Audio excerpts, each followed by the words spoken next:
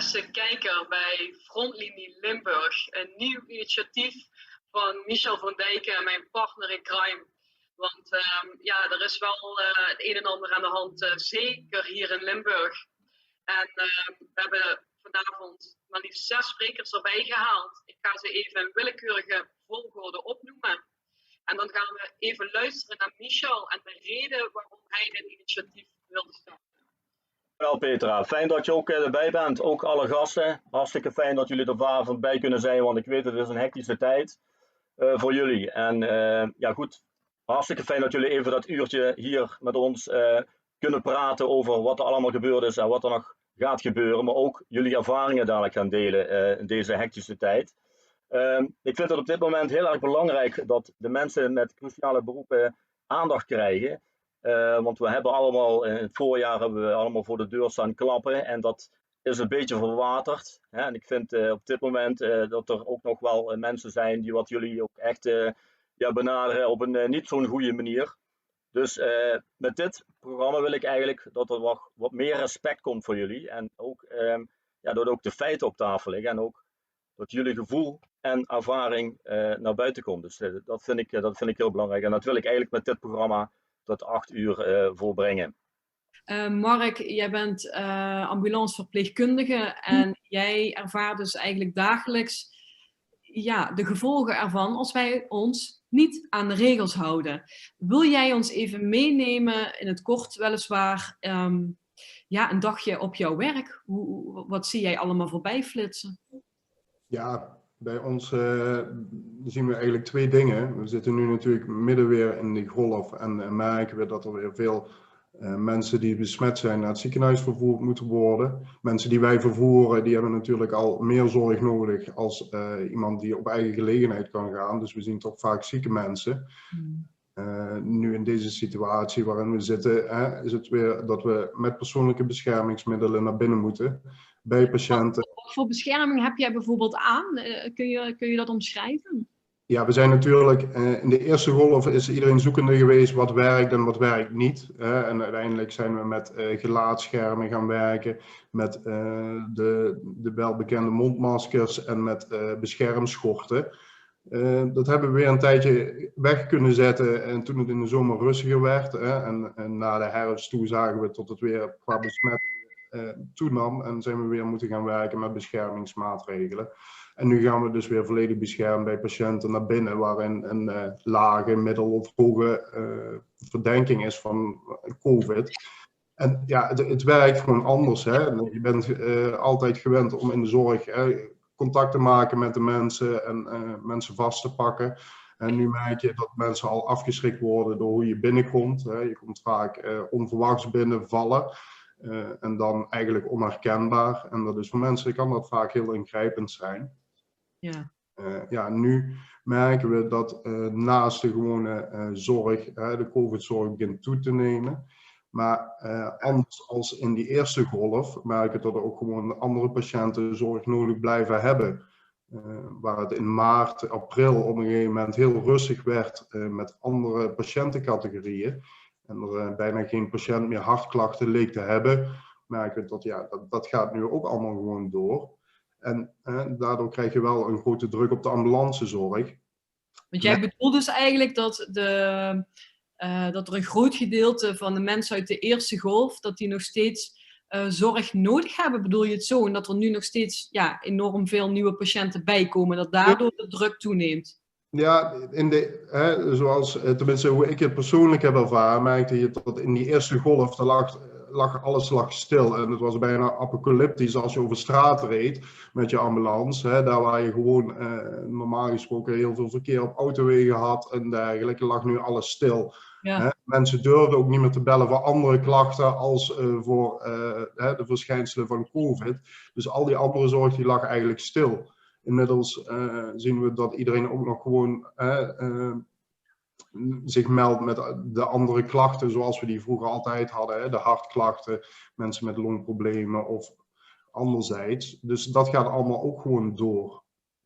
Maar maak jij je dan niet enorm veel zorgen? Want als de mensen die eigenlijk gewoon zorg nodig hebben en die dat nu niet krijgen of zich niet melden, dat is toch hartstikke risicovol dan? Of hoe zie jij dat? Ja, ik heb me wel zorgen gemaakt over patiëntencategorieën die zich niet melden. Hè? Dat we ons met collega's afvroegen hoe het kon zijn dat er opeens sommige patiëntencategorieën zich helemaal niet meer melden. En dat je zag dat die zorg achterbleef. Want je weet dat mensen die hartklachten hebben, die normaal gesproken 112 zouden bellen of laagdrempeliger naar de huisarts zouden stappen, die nu eigenlijk achterwege. En die bleven met klachten misschien thuis zitten en dachten van ja, ik wil liever niet opgenomen worden. Ik wacht met aan de bel te trekken. Maar uiteindelijk zijn er wel patiënten die je ergens tegen moet gaan komen. Alleen als het dan gebeurt, dan is er natuurlijk wel al een hele periode overheen gegaan waarin die klachten zich verder hebben kunnen ontwikkelen.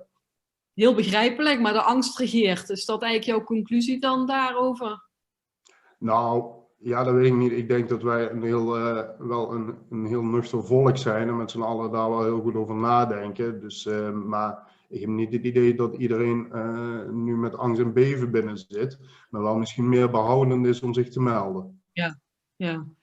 Mark, jij staat misschien wel dagelijks of ben je in de weer hè, met patiënten. Ik zou kunnen zeggen, ik kan me voorstellen hoe dat is, maar dat weet ik helemaal niet. Dus dat ga ik ook niet zeggen. Wat ik me wel kan voorstellen is als je continu onder druk ligt, hè, gewoon de werkdruk en ook de situaties, wat volgens mij soms best wel schrijnend zijn en acuut, met ook eigen, ja, misschien ben je toch ook wel ergens dat je denkt van extra voorzichtig. Hoe worden jullie eigenlijk bijgestaan? Ja, wij hebben binnen onze organisatie is er heel goed al vanaf het begin eigenlijk gekeken van hoe we hiermee om moesten gaan. En ondanks dat het drukker werd, hebben we natuurlijk altijd wel maar 1 patiënt in onze ziekenauto. Het is niet zo dat je opeens, zoals in het ziekenhuis, met overvolle bedden komt te zitten of mensen die op een gang zitten te wachten. Dus wij zijn altijd eigenlijk maar met die ene patiënt die op dat moment onze zorg nodig heeft, zijn wij bezig. En dat maakt het misschien wel dat je daar helemaal op kunt focussen. En tuurlijk is het behoorlijk intensief. Maar ja goed, we zitten met een team waarin iedereen hetzelfde meemaakt. En we kunnen met z'n allen dat wel onderling heel goed oppakken. En daar waar nodig worden we gewoon ondersteund vanuit de organisatie. En zijn er wel verschillende kanalen waar we ons kunnen melden als we daar behoefte aan hebben. Maar op dit moment kunnen we met z'n allen daar eigenlijk als team wel heel goed mee overweg. En ons gewoon onderling daarin opvangen. Dus teamwork is in deze wel heel erg belangrijk voor onderlinge steun en begrip. En ook misschien eens af en toe even uit te kunnen razen van de madness waar we eigenlijk nog steeds in zitten. Wat misschien nog wel veel erger gaat worden. Wil je daar nog iets aan toevoegen, Mark, voordat we overgaan naar Celine en haar verhalen inderdaad van de patiënten die op de gang moeten gezet worden? Nee, ik wil alleen maar meegeven, weet je, het is nu wel mooi om te zien, in die eerste golf, daar was het heel erg zoeken. En dan merk je dat het voor ons zoeken was als ambulance dienst, maar ook zoeken in de ziekenhuizen, hoe je ermee om te gaan. En daar was het vaak heel schrijnend om te merken dat mensen echt, voordat iemand naar de ambulance in werd geschoven met de brancard, dat je wist dat deze mensen elkaar misschien niet meer gingen zien, dat ze afscheid moesten nemen van elkaar. En daar moest je op dat moment dan ruimte voor kunnen maken. Want mensen hadden het niet altijd even goed in de gaten. Omdat als iemand eenmaal in het ziekenhuis was, dan was de vraag in hoeverre dat mensen nog op bezoek mochten komen. Want iedereen was zoekende en er was vaak geen bezoek mogelijk. En dat levert vaak heel schrijnende situaties op. Inmiddels is het gelukkig wel nog altijd zo dat mensen nu wat vrijer naar het ziekenhuis mee mogen als ze zelf geen klachten hebben als familie. Dus dat is wel mooi om te zien dat ze in ieder geval wat meer samen kunnen zijn. Zij wel nog altijd beperkt. Maar dat is me wel altijd bijgebleven, zeker van die eerste golf. En daar is het nu goed om te zien dat ook dat voor dat stukje nu iets meer aandacht kan zijn. Ja, want ik denk dat als ik naar mezelf kijk, het voelt toch nog vaak als een ver van mijn bedshow. In deze misschien wel letterlijk. Maar ik ken wel de verhalen en jij bevestigt het nu ook. Je wordt gescheiden van degene waar je van houdt. En misschien zie je elkaar gewoon nooit meer. En misschien duurt dat einde wel wat langer in dat ziekenhuis.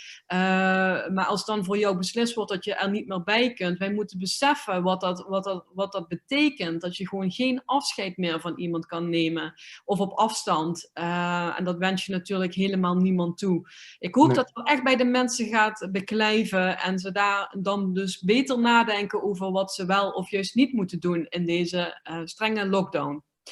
Dankjewel Mark, ook voor deze laatste woorden.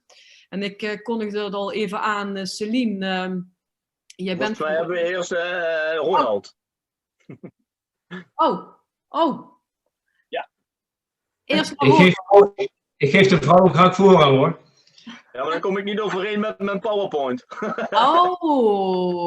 Dan gaan wij eerst even naar Ronald. Ronald, fijn dat je erbij bent. Jij flitste net erbij. Welkom. Ik heb begrepen, operationeel expert van de politie. Help me even, wat houdt dat in? Operationeel expert van de politie. Bij de politie hebben we natuurlijk meerdere rollen in de zin van operationeel expert. Ik ben dat bij het Real-Time Intelligence Center. En geef daar leiding aan de medewerkers. En in de rol van officier van dienst intelligence ben ik ook verantwoordelijk voor de hele informatievoorziening tijdens de dienst die ik daar uitvoer. Ik ben inderdaad werkzaam in het gebouw wat je daar ziet. Het operationeel centrum gevestigd in het MCC, het Meld- en Coördinatiecentrum in Maastricht, waar de burgemeester het ook al eerder over had, waar het RBT geregeld vergadert. En daar zijn wij werkzaam samen met de politiemeldkamer, maar ook de brandweer en de ambulancemeldkamer.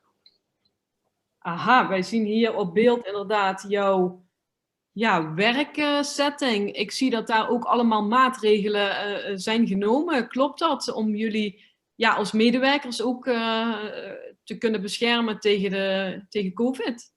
Ja, op deze foto zie je het niet, want dit is een foto van eerder genomen. Maar op dit moment zijn er inderdaad ruime maatregelen genomen. Looproutes, desinfecterende maatregelen, het lopen door de ruimte met mondkapje. 1 persoon bij de koffieautomaat, geen koffie voor elkaar halen, weet je wel, dat soort dingen wat voorheen heel normaal was, is dus nu heel erg beperkt geworden. Bij de politie, hè? Ik kan me voorstellen dat die nu, het is misschien een rare woordspeling, maar ook best vaak onder vuur liggen. Heb jij zelf ook nare situaties meegemaakt waar je van denkt, jeetje, corona doet mij echt geen goed in deze? Ik heb in mijn 42-jarige loopbaan heel veel nare zaken meegemaakt. Maar kijk, op dit moment, je hebt de werkplek van ons gezien, wij fungeren niet meer daadwerkelijk op straat. Maar wij ondersteunen en voorzien wel de collega's op straat van de nodige informatie voor hun eigen veiligheid, maar ook voor de veiligheid van de burger. En zeker voor het vergroten van de heterdaadkracht. Coronazaken zelf meegemaakt, gelukkig niet in de privésfeer, maar wel in de vriendenkring. En dat zet je dan wel weer even aan het denken. En zeker als je weer op de werkvloer bent en je ziet al die meldingen voorbij komen van samenscholingen, van vuurwerkoverlast, van vuurwerkgooiende jeugd. Want wat denk jij dan, Ronald? Als je zet mij aan het denken, wat denk jij dan? Ja, dan denk ik wat eerder de burgemeester ook al zei van waarom houdt men zich niet aan de maatregelen die nu genomen zijn. Het is in ons aller belang dat we zo snel mogelijk van deze hele situatie afkomen, uit de crisis komen. Maar daar moeten we wel allemaal aan meewerken. En dat doet natuurlijk geen goed als dit soort mensen zich niet aan die afspraken gaan houden, waardoor we toch maar meer besmettingen blijven komen op dit vlak. Ja, en het is niet alleen dat de mensen zich niet aan de regels houden, Ronald. Dat weet jij beter als ik. Maar mensen doen ook nog wel eens rare dingen. Zoals dingen in brand steken en mensen uitschelden. En mensen juist die in deze cruciale beroepen, die er juist voor de zieken willen zijn. Hoe is dat voor iemand in functie? Nou, dat is net heel triest wat er gebeurt. Want wij zijn met z'n allen zoals we hier zitten. Mark en René ook. En ook Celine. We zijn allemaal hulpverleners. Wij willen de mensen hulp verlenen. En als je die hulp dan gaat verlenen en je wordt dan ook nog eens een keer uitgescholden, beledigd, bedreigd, met vuurwerk bestookt, ja, dan heb je af en toe wel eens het idee van, waar doe ik het eigenlijk allemaal voor? Ja, ja, precies, ja. Vreselijke situatie. Wat zou je tegen die... Ik probeer dat dan wel eens te begrijpen, hè? Van wat gaat er dan in die hoofden van die mensen om? Kun jij daar iets zinnigs over zeggen? Nee, dat is heel lastig. Nou, iedereen reageert er anders op. Vaak heeft het ook wel mee te maken dat alcohol en verdovende middelen in het spel zijn. Of een combinatie daarvan, waardoor men eigenlijk niet meer weet wat men doet. Ja. Kijk, als je iemand achteraf confronteert met hetgeen wat hij dan gedaan heeft, dan vaak kunnen ze het niet meer herinneren. En zeggen van, goh, heb ik dat inderdaad gedaan? Ja, dat heb je gedaan. En dat is wel heel erg lastig. Ontzettend lastig. Ik kan me voorstellen dat er ook een samenspel is met de burgemeesters natuurlijk, vanuit de politie. Maakt het natuurlijk contact op afstand ook niet heel erg makkelijk. Hoe vinden jullie je weg daar eigenlijk in? Ja, wij hebben zelf geen contact met de burgemeester. Dat zijn dan meestal de teamchefs van de basiseenheden. Onderling hebben wij binnen onze eigen organisatie ook contact, maar dat gaat allemaal tegenwoordig via MS Teams. We zitten niet meer bij elkaar. Ook deze maatregel is genomen, dus het contact is gewoon heel lastig. En ook zoals nu in deze setting, emoties en dat soort zaken, die zie je niet op een scherm. Die moet je ervaren als je bij elkaar zit. En die emoties, die missen wij eigenlijk wel vaak van elkaar. Ja, ja. Word je zelf ook wel eens geraakt door bepaalde dingen die er dan gebeuren of zo? Dat je denkt dat je zelf wel eens in de emoties schiet, of bij je collega's? Zie je dat gebeuren? Daar waar het collega's betreft natuurlijk heel snel. Hè? Want dan denk je van, goh, ik heb daar ook gestaan vroeger, of het had mij ook kunnen overkomen. Ja. Het raakt je altijd. Het raakt je altijd, alleen wat kun je daar op dat moment aan doen? En dat is gewoon heel weinig. Lastig. Ik hoop dat de hulpverleners een weg kunnen vinden om enerzijds hun emoties los te kunnen laten of ergens, hoe moet je dat zeggen, dat teamverband kan voelen van ik sta er niet alleen voor. Hoe zie jij de feestdagen nu tegemoet? Ben je zelf vrij of worden jullie met en masse opgeroepen om toch te komen werken? Hoe is dat? Nou, met mezelf beginnen, nee, ik ben niet vrij. Ik mag ook morgen met kerstavond aanwezig zijn. Dus mijn kerstdiner krijg ik op mijn werk.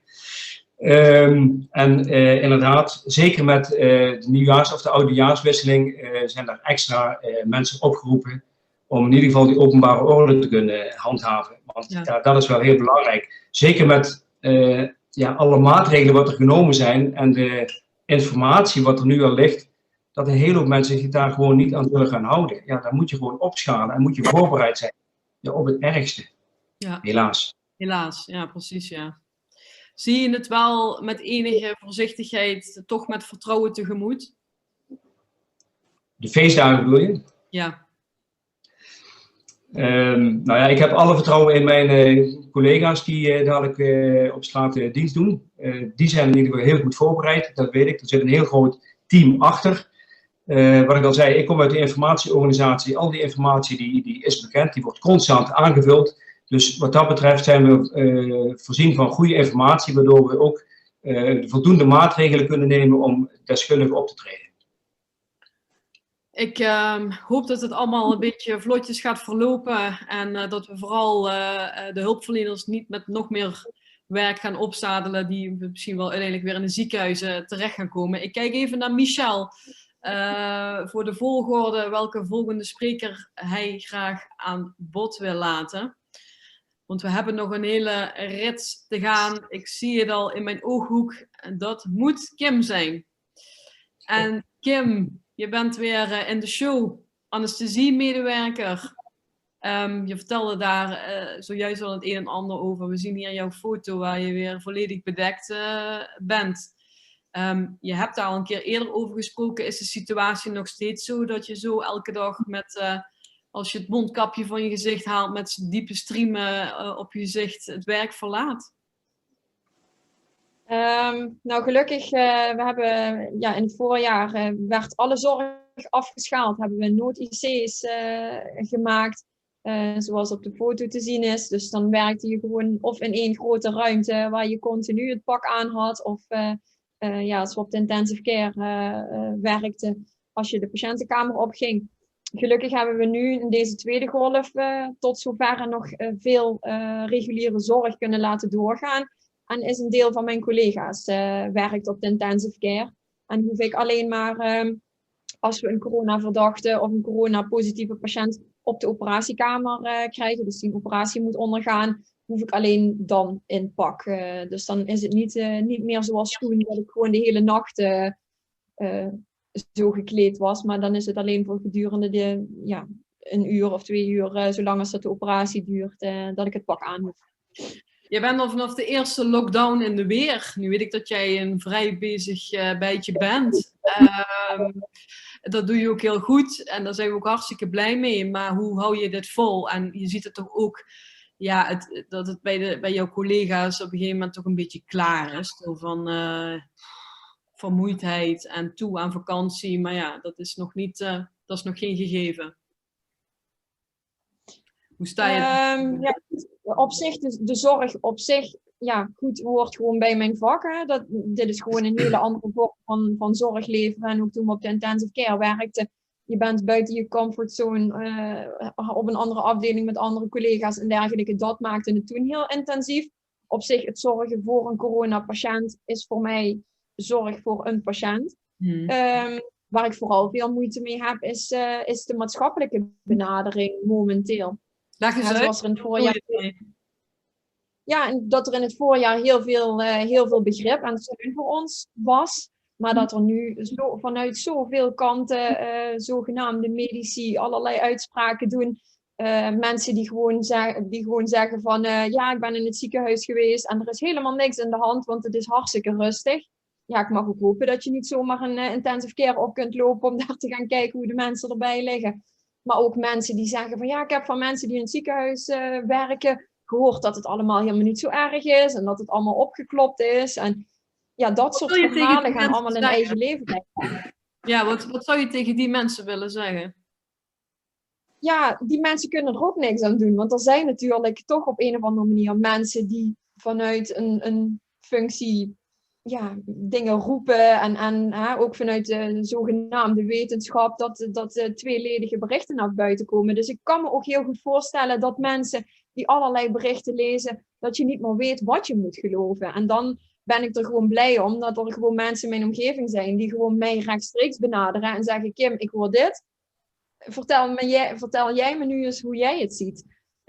In plaats van daar gewoon een oordeel aan te verbinden van het zal allemaal niet zo erg zijn en dat de mensen in de zorg zich niet aanstellen, want zo erg is het allemaal niet. Dus dat vind ik vooral heel moeilijk. Die verschillende berichtgevingen die momenteel de ronde gaan en verschillende kampen. Veel ongeloof, hè? Wat je eigenlijk daar ook mee aangeeft. En mensen die, hoe noem je dat in het Nederlands, conspiracy gedachten, hè? Van het bestaat nog steeds niet. Nou, we kennen ook de verhalen op Facebook. Is dat niet een enorme klap in jouw gezicht?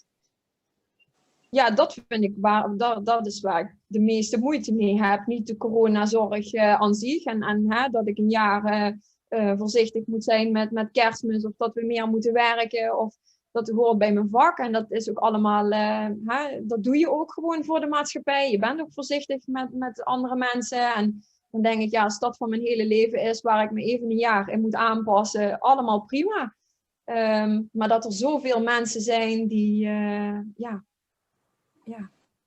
die er gewoon zich er niet aan houden. En dat je voorzichtig moet zijn in een winkel, omdat iemand je bijna opzij duwt. Omdat je wil continu voorzichtig zijn, maar dat je al denkt, ik zal maar niemand aanspreken. Want dan je hoort ook de berichten van vele ruzies en dergelijke. Dus je moet gewoon continu op je hoede zijn. En dat vind ik gewoon heel vervelend.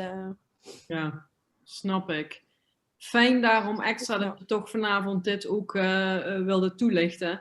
Ja, Michel, je kent me. Ik raad al gewoon verder. Maar als jij nog vragen hebt, want je hebt het natuurlijk zelf ervaren hè, als corona-patiënt. Je bent natuurlijk wel thuis in quarantaine gegaan. Ik weet dat het jou ook af en toe kan frustreren, hè, wat de mensen dan roepen. soms van die onzinnige dingen. Wil jij daar iets over toelichten of aan toevoegen, laat ik het zo zeggen? Ja, klopt inderdaad, Peter. Ja, ik heb wel de milde vorm gehad. En ondanks dat het een milde vorm was van corona, hebben we echt wel 2 weken helemaal plat gelegen. En dan zie je dan beelden inderdaad van een Black Friday, dat de mensen naar de stad gaan met massa's. Dan denk je wel van, ja, waar zijn we in godsnaam mee bezig? En kijk, iedereen roept natuurlijk van die lockdown, dat is allemaal jammer, maar ook voor de economie. Ik denk, ja, hoe meer we ons aan de maatregelen houden, hoe sneller dit gaat. Of weer beter gaat. En ja, met het vooruitzicht op die vaccin, denk ik alleen van, kom op jongens, we moeten nog echt die laatste sprint eigenlijk, zo noem ik het maar even, moeten we toch volhouden. En ook voor de mensen in de zorg, want ja, die lopen wel helemaal op hun achterste poten. Dus ik denk ook voor hun moeten we dit gewoon doen. Ja. En ik wil je vertellen, wij vonden het absoluut geen gewone griep. Het had toch wel hele andere vormen. Wij hadden dit in ieder geval nog nooit meegemaakt. We zijn er gelukkig herstellende van, maar we merken nu nog steeds, mijn vrouw en ik, dat we toch nog moe zijn en af en toe nog spierpijn op gekke plekken hebben. En ook af en toe nog wel hoesten. Dus het is niet ene keer in 1, 2, 3 over. Ja, want Michel, jij staat natuurlijk bekend als iemand die 20 projecten tegelijkertijd met 2 vingers in de neus doet. Ik ken jou inmiddels mensen lachen, dus dat is dan voor mij een bevestiging. Het is nu echt wel anders, hè? Zeker. Ja, tuurlijk. Het was voor mij ook echt wennen, maar ik had wel zoiets van, we hadden daar 2 weken van tevoren dan met mijn vrouw nog over van, ja, weet jij eigenlijk iemand die corona heeft in de omgeving? Iedereen heeft het over, maar wij konden niet echt mensen die wat die ziekte hadden. Ja, en de ene keer heb je het gewoon zelf en dan schrik je toch wel. En ja, toen dacht ik wel van, nou, dit ga ik wel op Facebook plaatsen. En nou ja, die berichten wat ik daarna kreeg van voor mensen dat het echt een eye-opener was. En dat ik dat kreeg, ja, dat zat ze toch wel aan denken. En dan denk ik van, ja goed, dan hebben we dat toch kunnen bereiken. Dus, ja. Ja, want dan komt het opeens heel dichtbij. Je kent natuurlijk heel veel mensen. Hè? En super trouwens dat je er ook open en eerlijk over kan zijn. Met toch enige nuchtere taalgebruik. Hè? Want we hebben natuurlijk ook het opruien verhaal van mensen. Dat helpt natuurlijk ook niet. Maar dan zie je dus dat door jouw openheid, in ieder geval in jouw kring, dus mensen wel aan het denken heeft gezet. En laten we daar vanavond alleen nog maar een extra, hoe zeg je dat, nog een keer extra benadrukken inderdaad.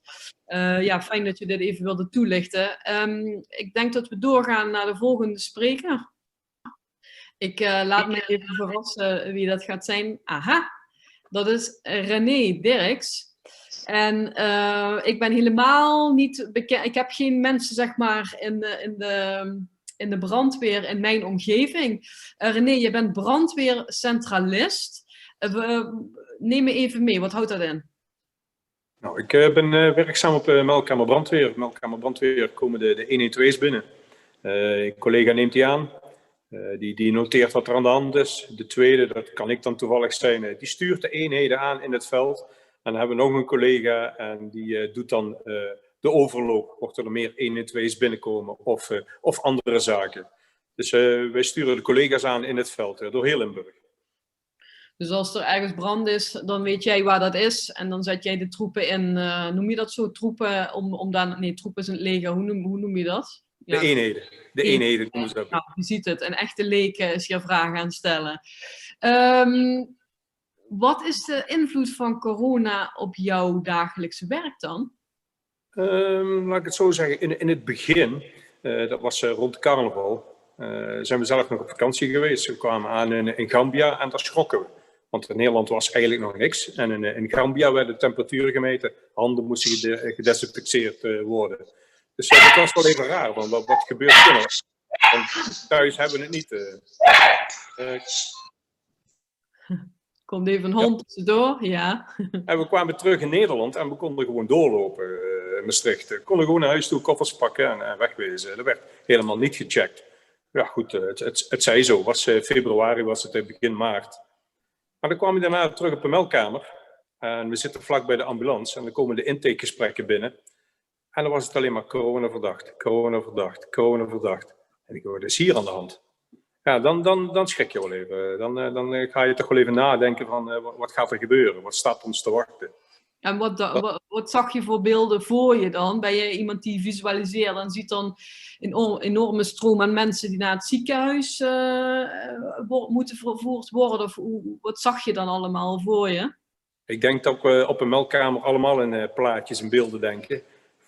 Voor het bericht zo goed mogelijk weg te zetten naar buiten. Nee, maar ik zag inderdaad de ziekenhuizen stromen vol. Ik heb een dochter die werkt in Nijmegen in het ziekenhuis bij de cardiologie. En die kwam ook met de verhalen van wat er nu allemaal gaat gebeuren. Dat is gewoon niet normaal. Dan worden de zorghotels opgetuigd. Hè. Dus was bij Van der Valk en bij het MAC. Ja. En dan ga je echt schrikken. Wat staat ons te wachten in de toekomst? Wat is er aan de hand? Heb jij ook, wat het net al over hulpverleners die ook, ja, het is sowieso een lastige situatie natuurlijk, dat je schrijnende voorbeelden ziet. Ben je ook wel eens belaagd in de zin van, of heb je die verhalen gehoord, dat bij collega's is voorgevallen? Ik maak even een ander zijsprongetje, maar ja, is dat ook iets wat je nu, omdat mensen toch wel vaak gefrustreerd raken? Ik zie bijvoorbeeld vaak jongeren die zijn zo uitgelaten dat ik denk van, het lijkt wel of die een week in een hok hebben gezeten. En dat is natuurlijk in feite ook zo. Herken jij dat soort verhalen, dat mensen nu agressiever worden of botter of nou ja? Nee, want je hoort dat in den landen, ook als de brandweer wordt belaagd en met oud en nieuw. Ik moet het echt afkloppen, of we moeten het echt afkloppen in Limburg. Is dat nog niet aan de hand? Is dat nog niet?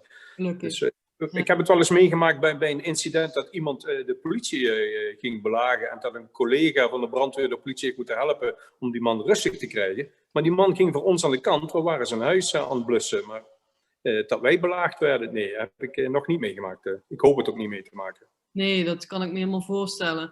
Ja, en er is nu natuurlijk toch wel wat onrust over dat vuurwerkverhaal. Ik hoorde hier net ook wat knallen op de achtergrond. Ik denk, oh god, het is weer zover. Hoe kijk jij daar tegenaan? Ik denk dat er toch mensen vuurwerk in huis hebben gehaald. En die willen daar op oudjaar dadelijk zo snel mogelijk vanaf. Hè, want voordat de politie aan de deur staat. Ja. Ik ben wel bang voor zoiets dat mensen wel gaan knutselen. Gaan knutselen zelfs? Dingen aan elkaar knopen. Was je straks ook op het nieuws. En dan wordt dat nog eens een keer belicht. Ik denk, ja, zeg daar nou gewoon niks van. Laat dat gewoon gaan. Je brengt mensen alleen maar op ideeën. En ik denk dat we daar wel last van krijgen. Wij, maar ook de ambulance zeker. Ik vond het trouwens ook wel apart dat karbiet wel mocht. Sommige gemeentes. Ja, karbiet is gewoon vrij te krijgen. Hè. Ja, ik snap het sowieso allemaal niet. Maar wat ik mij dan afvraag, hè, René, jullie zullen vast ook wel een soort van monitor doen, hè, door de jaren heen. Zie je daar een verschil van de inzet bijvoorbeeld ook van de brandweer in? Of stel ik nou een hele rare vraag? Kan ik ook nee, het wordt wel gemonitord. We moeten het ook iedere keer bijhouden. Dus op Nieuwjaarsdag wordt het ook weer gevraagd. Dan wordt het gedeeld met de pers. Nee, je ziet het bij ons niet oplopen. Je ziet het niet oplopen. Nee. Nou. Nee, ik heb nog een hele belangrijke vraag van mijn zoon. Kindervuurwerk, mag dat wel? Ja. Daar durf ik niks over te zeggen. Dan moet je misschien Ronald vragen, want die is van de politie. Die doen handhaven. Ja, vuurwerk van de categorie 1 soort, dat mag. Hè? Dat kun je gewoon krijgen in iedere supermarkt. Dus dat mag je afsteken. Het hele jaar door trouwens. Oké. Nou, toch ook wel blij. Ja. Volgens mij hebben wij dan nog at last but not least Celine. Dan gaan we even kijken naar, ik ben benieuwd naar de foto die wat bij jou hoort. Aha, kijk, dat zijn duidelijke beelden. Celine, welkom ook in deze uitzending operatieassistenten verpleegkundigen. Een hele mond vol. En gisteravond ook nog bij Boe in de uitzending om het een en ander toe te lichten. Neem ons even mee in jouw werk en hoe het er bijvoorbeeld vandaag even in een korte pitch uitzag. Ja, ik ben inderdaad normaal gesproken operatieassistent en natuurlijk ook verpleegkundige. Dus normaal gesproken werk ik op operatiekamers. Maar ik onderbreek jou even, excuus. Het klinkt of je heel ver weg bent. Dat zal ook zeker wel. Maar heb jij een mogelijkheid om jouw microfoontje wat dichter bij de mond te krijgen? Ja, zeker. Ik doe even de oordopjes op.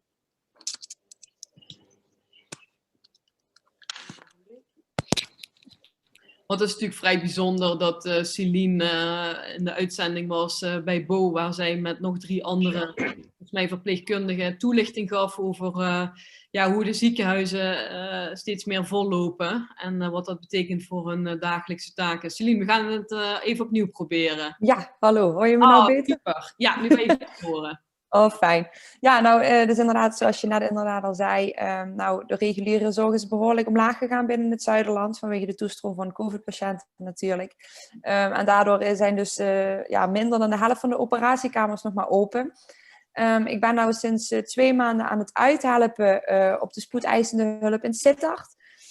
En daar zie ik inderdaad ook dat het aantal COVID-patiënten dat het gewoon echt drukker wordt op de spoedeisende hulp. Ja. Jij had geloof ik ook nog wat cijfertjes opgevraagd, klopt dat? Ja, inderdaad. Ik had het gisteren dan natuurlijk in de uitzending van Bo met mensen van communicatie en zo gehad. En het blijkt inderdaad, in ieder geval dat wist ik persoonlijk niet, dat we al meer dan 1000 COVID-patiënten hebben gehad sinds maart. En dat maakt ons het ziekenhuis die de meeste COVID-patiënten gezien heeft. Ook hebben we meer dan 200 COVID-patiënten op de IC gehad. Dus dat zijn er ook echt behoorlijk veel. En nu zitten we op 5% van alle COVID-patiënten wat er in Nederland zijn. 5% hebben we binnen het Zuiderland. En normaal gesproken hoeven we maar op 1 of 2% te zitten.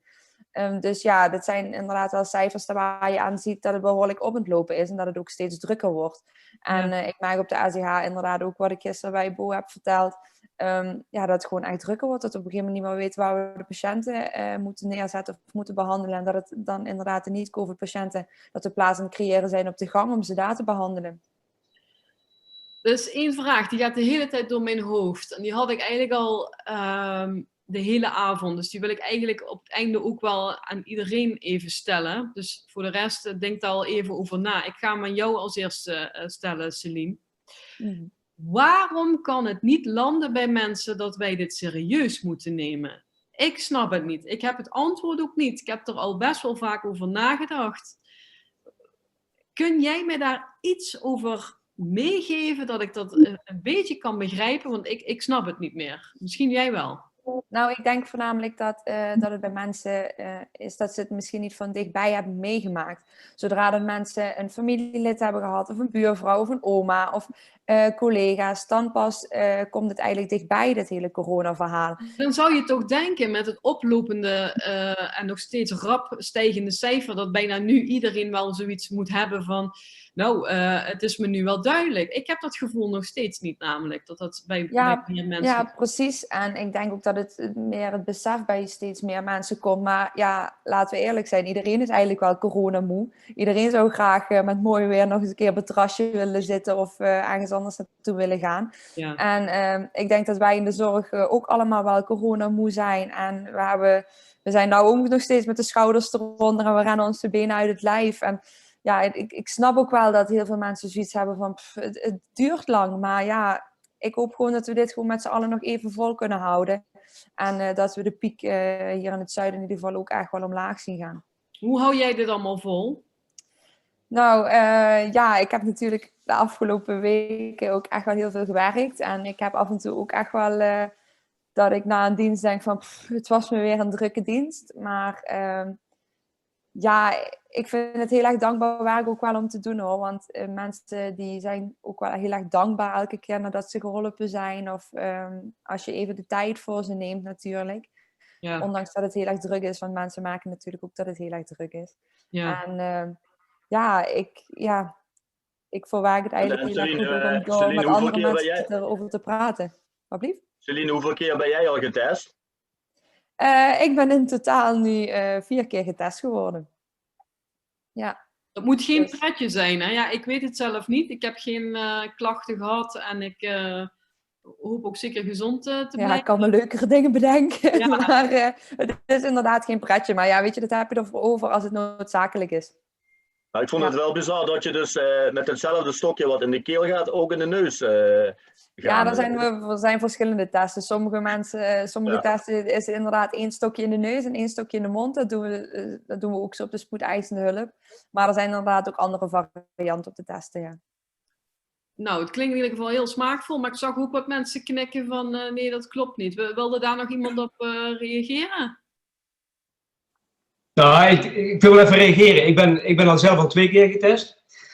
Omdat uiteraard bij ons ook het protocol is van als je klachten hebt, dan blijf je thuis en dan mag je niet werken. Totdat je weer een negatieve test hebt zonder klachten. Ik heb 1 keer een Urgmond-test gehad. Maar wat Michel zegt, heb ik zo niet ervaren. Want volgens mij gaat de ene kant van het stokje in de neus en de andere kant in de mond. En in Maastricht ben ik bij de snelteststraat geweest. En er was maar 1 stokje en dat gaat alleen maar in je neus. Weliswaar voor bijna 5 seconden. Dat is inderdaad geen pretje. Ja, er zijn inderdaad verschillende mogelijkheden. Leiden meer wegen naar Rome, laat het zo zeggen. Ja, of naar corona. Dat zo. Ja, precies. precies. Ja. Dan wil ik ook nog eigenlijk een vraag stellen aan jullie allen. Zijn er naasten die bij jullie corona hebben gekregen? Nee, gelukkig niet. Burgemeester zegt, knikt ja. Ja, zeker. Mijn dochter. En die is er ook 2 weken lang heel erg behoorlijk ziek van geweest en is nu aan het herstellen. Maar de beelden, zoals Michel ze net ook verwoordde, van heel veel moeheid, dat herken ik, dat zie ik bij haar ook terug. Ja. Ja. Nog iemand? Ja, ik denk dat het vooral de moeheid bij jongeren, waar wat meer meespeelt. Omdat je toch zoiets hebt van, ja, goh, stel je bent tussen de 18 en de 23. Ja, dat zijn wel de leeftijdsjaren waarop je plezier gaat maken, waarop je juist meer uitstapjes gaat maken, misschien meer op stap gaat. Dus ik snap wel dat die groep ook wel treft. Maar ja, het is juist nu belangrijk om goed aan de regels te houden en goed aan de maatregelen. Hopelijk zijn we er dan het snelste vanaf. Ja, Celine, in het begin werd er gezegd dat er vooral veel ouderen, of tenminste in de eerste golf, dat er veel ouderen naar het ziekenhuis gaan. Is dat nog zo? Nou ja, wij zien eigenlijk een heel divers patroon van patiëntencategorieën. Maar wat ik wel vind bij de COVID-patiënten is meestal als ze op een spoedeisende hulp komen en ze zijn op positief getest, dan vertonen ze inderdaad een behoorlijke achteruitgang. Ik denk dat Mark dat inderdaad ook kan bevestigen. En zodra dat ze al COVID-positief zijn of COVID-verschijnselen hebben, dan zijn het gewoon hele bewerkelijke patiënten. Want qua saturatie, dus het zuurstofgehalte in het bloed, kan het echt gigantisch snel achteruit gaan. En heb je opeens van een patiënt wat, redelijk ziek binnenkomt, heb je opeens een superzieke patiënt liggen. En dan heb je inderdaad de kans dat je wel eens moet gaan intuberen en door moet naar de IC. Maar het is er niet per se dat ik denk van, goh, dat zijn eigenlijk alleen maar oudere mensen van 70 jaar en ouder of rond de 70. Dat zijn ook mensen van in de 50 of in de 60. Dus het is niet echt dat ik kan zeggen van, goh, er zijn juist alleen maar oudere mensen die het vatbaarste zijn, zeg maar. Ja. Nog een vraag aan jullie allen. 8 januari, dan kan er gevaccineerd worden. Wie van jullie laat zich vaccineren als die opgeroepen wordt? Nou ja, ik denk dat het wel heel erg belangrijk is dat we ons laten vaccineren. En ook voornamelijk ook, als je hoort dat de experts er allemaal over te vertellen hebben. Ja. Ik vind het persoonlijk heel erg belangrijk om te vaccineren. Ja, ik heb zelf ook zoiets. Ik heb al corona gehad, maar mocht ik worden opgeroepen, dan ga ik hem zeker halen. Ja. Ja. De meningen verschillen daarover. Dat zie je hier nu ook al. Dat zie je ook binnen verschillende groepen en leeftijdsgroepen. En ik ben zelf wat afwachtender daarin. Ik ben zelf als eerste voorstander om het immuunsysteem zo sterk mogelijk te houden. En ik vind dat het nu voor mij in ieder geval te veel focus ligt op het vaccin gaat het reddende middel zijn. Ik ben meer voorstander van jongens, we moeten gaan kijken wat gezondheid in de meest brede zin van het woord is. Want als je een sterk immuunsysteem hebt, dat zal niet voor iedereen zo gelden. Zeker voor mensen die al een zwakker immuunsysteem hebben, maar die in principe het wel zouden kunnen hebben. Ga daarmee aan de slag en versterk dat. En kijk hoeveel je daarmee kan winnen. Maar dat is hoe ik er in ieder geval in sta. Maar ik respecteer wel de keuzes van anderen of gedachten daar zeker over, uiteraard. Kim, ik zag dat jij ook, jouw arm bleef ook rustig rusten. Wil je daar iets over mededelen? Nou ja, ik volg een beetje zo de berichtgevingen en ook hoe het zich tot nu toe ontwikkeld heeft. Hè. Als ik dan collega's zie die de een is positief en de partner wordt niet positief. Dus de manier waarop het virus zich gedraagt, vind ik nog zo verraderlijk. Ook weer uitspraken die door experts gedaan worden. Dat het vaccin maar kort werkt of dat we even goed met mondmaskers moeten blijven omdat je eigenlijk alleen maar jezelf beschermt en niet de anderen. Terwijl waar ik het dan voor zou doen is om mijn familieleden en mijn patiënten te beschermen. Als dat niet hetgene is waarvoor het vaccin werkt en hoe lang werkt het. En net als met het griepvaccin, de verschillende varianten. Nu ook de berichten uit Engeland met de mutaties en zo. Vind ik dat soort verschillende berichtgevingen die ik daarover hoor, maken het voor mij vaak nog wel twijfelachtig. Niet dat ik per se tegen het vaccin ben of dat ik bang ben dat daar iets in zit op die manier. Maar meer de manier waarop het virus zich nu nog zo verraderlijk gedraagt. Dat is gewoon heel lastig om daar een besluit over te nemen. Goed punt. Die neem ik in ieder geval mee om te overdenken ook. Ja, vind ik wel een goeie. Michel, ik kijk ook even richting de tijd. Het is bijna 8:00. Ja. Ik zei het net al, ik wil heel graag van jullie horen waarom dat jullie enerzijds denken van waarom heeft het eigenlijk... landt het zo mondjesmaat bij mensen en welke oproep zouden jullie eigenlijk willen doen aan de mensen, jullie vanuit jullie cruciale beroep? En misschien de burgemeester, u heeft daar al het een en ander over verteld, maar misschien kunt u nog in uw krachtige woorden nog heel kort even aanhalen wat dat voor u zou zijn. En dan maken we het rondje gewoon weer even af zoals we hem begonnen zijn. Dus burgemeester... Ja, dan wil ik niet in herhaling vallen, Petra, want volgens mij was dat al een duidelijk genoegen boodschap. Maar dan zou ik het graag naar de mensen hier in het gesprek, vooral de mensen die in de zorg betrokken zijn, die daar zich enorm voor inzetten om de mensen die het zo nodig hebben om de zorg te ontvangen, dat die zorg ook verkrijgen. En het is terecht al even net vernoemd. In maart stonden we te applaudisseren voor de ziekenhuizen. Inmiddels is het heel stil. Zelfs Zuiderland met een actie begonnen om aandacht te vragen voor het feit dat mensen, verzorgenden, worden bedreigd in de werksituatie. Het is te gek voor woorden dat in ons land gebeurt. En ik sta er ook krachtig voor op. En doe er ook werkelijk alles aan om te voorkomen dat dit kan plaatsvinden. En dat we ook vervolgen. Laat die boodschap ook duidelijk zijn. Mensen die op deze wijze worden bejegend, daar gaan wij en daar treden wij vol tegen op. Heldere boodschap. Dank u wel, meneer Verheijen. Mark, wil ik nog even het woord aan jou ook geven. Ja, ik wil alleen maar even nageven dat Celine gaf het al aan. Veel mensen hebben natuurlijk heel veel informatie tot zich gekregen van televisie, radio, de krant.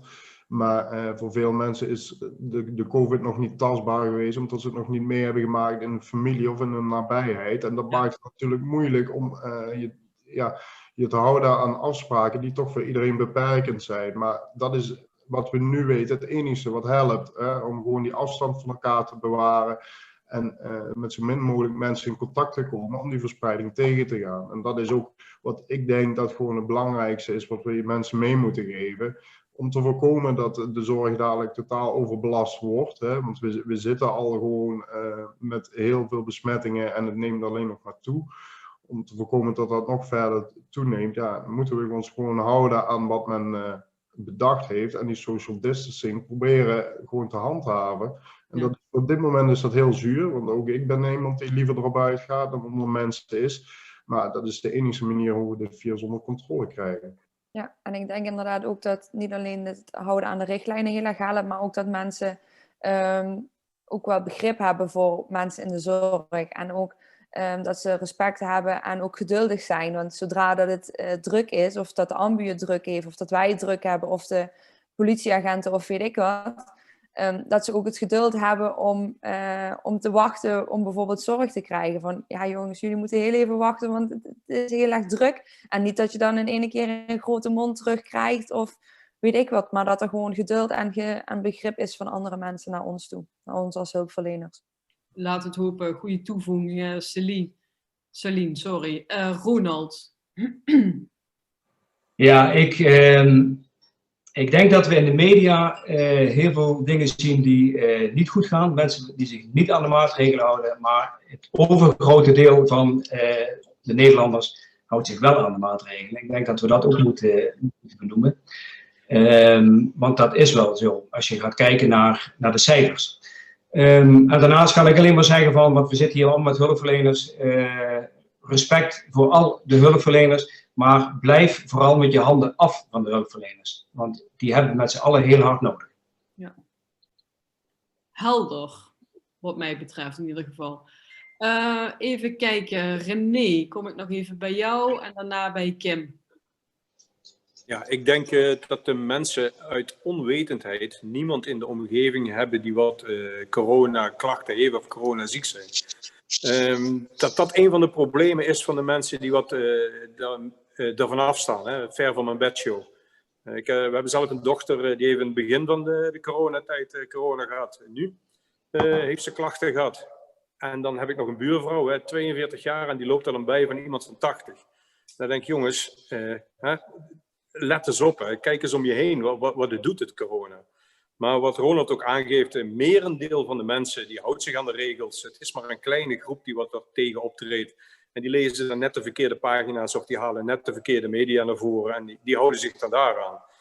Dus, ja, goed om dat ook uit te lichten inderdaad. En het beeld natuurlijk wel te nuanceren. De excessen worden altijd uitgelicht en de media duikt daar natuurlijk bovenop. Want dat is dan nieuws, helaas. Peter, ik moet je even tussenin komen. De burgemeester die moet al de sessie verlaten. Dus burgemeester, bij deze hartelijk bedankt dat u hierbij was. Zeker. Heeft natuurlijk andere werkzaamheden. Ik wens u alvast fijne feestdagen en overal vol. Ja, dank u wel. Jullie allemaal hele fijne feestdagen en een goede route. En hopen dat het ook een rustige uiteinde gaat zijn voor ons allemaal. Dank u wel. Tot ziens. Ja, Kim, komen we als afronding bij jou? Ja, ik heb eigenlijk niet heel veel toe te voegen. Vooral wat jij net als laatste nog eventjes aangaf. Dat het maar net is waar de mensen hun informatie vandaan halen. Dus daarom vind ik dat initiatief van jullie zo mooi. Om vanuit de zorg weer eventjes te belichten. En niet alleen de berichtgevingen die inderdaad het meest interessant zijn voor de media vaak. Juist de excessen. Dus bedankt voor jullie uitnodiging. Dat we bij deze afspreken dat we na een tijdje weer eens bij elkaar komen. En dan zal ik ook zorgen dat er fatsoenlijk geluid is op Facebook. Want dat was vanavond niet. Oh jee, oh jee. Nou ja, super mooi. Als ik een hele korte resume zou mogen maken, dan zit dat eigenlijk, denk ik, de rode lijn bij jullie allemaal is dat, of laat ik het zo zeggen, wat ik in ieder geval van Mark eruit heb gepikt, is dat teamwork ontzettend belangrijk is. Hè? Want binnen jouw team weet je toch wat er speelt en kun je het beter aanvoelen en kun je ontzettend veel alleen al daaraan hebben door die verhalen te delen. Wat ik er verder ook uit heb gehaald is check de verhalen die er spelen. Vraag het gewoon na. Ga naar die hulpverlener toe.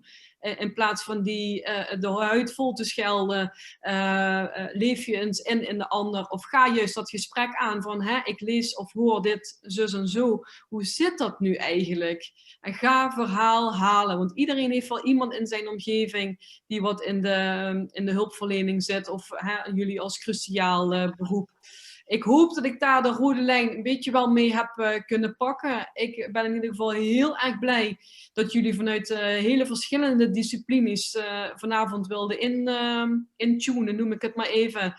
Michel, ik kijk even naar jou als aanstichter, is geen goed woord voor deze, maar hoe zeg je, Ronald? Regisseur, ja inderdaad, dat doet hij altijd heel erg goed. Heb jij daar nog iets aan toe te voegen?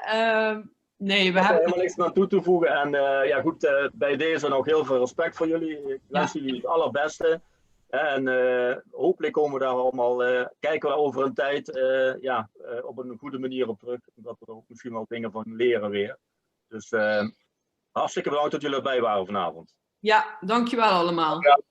Graag gedaan. Tot ziens. Bij deze fijne feestdagen. Fijne feestdagen. Hoi. Hoi. Hoi.